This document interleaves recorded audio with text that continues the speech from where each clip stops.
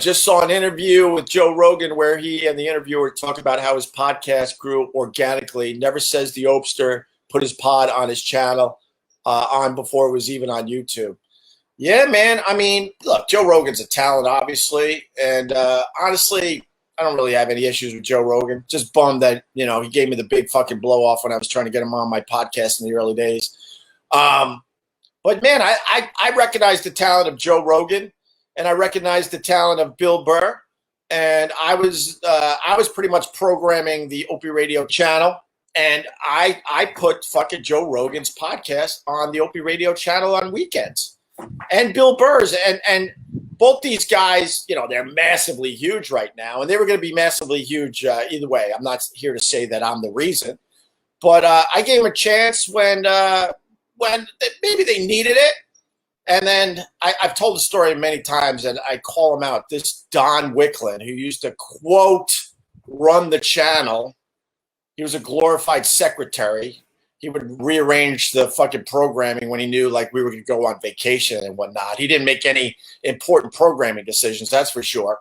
And I went to him because Joe Rogan got a hold of me and basically said, "Oh, I love being on your channel." And, this was before his podcast took off. This is important to the story. And he goes, I love being on your channel on the weekends, but I don't want to fit into an hour or 2 hour block. I want my show to be heard in its entirety. And I said, I understand that, Joe Rogan. So I went to Don Wicklund, and because he was the liaison between me and Scott Greenstein. I probably should have went to Scott Greenstein. And Wicklund gets back to me and he goes, "We're going to keep it in the hour blocks because that's how we're programming the channel on the weekends."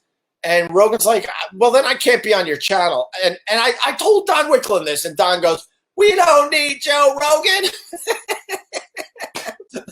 Way to go, Don. We don't need Joe Rogan. And then Bill Burr comes to me. I don't know if it was sort of around the same time, probably within a few months. And I've known Bill Burr forever. And he goes, "Yo, Ope," he basically said, I want to get paid. He was putting his podcast on our channel on the weekends. He was starting to become pretty fucking big. And he basically said, I don't want to put words in his mouth, but he basically said, "Look, I'm at the point in my career, I don't want to give anything away for free anymore, so I want to get paid." I'm like, "All right, what do you think?" And he goes, "Nothing crazy, but I just want to get paid for my content."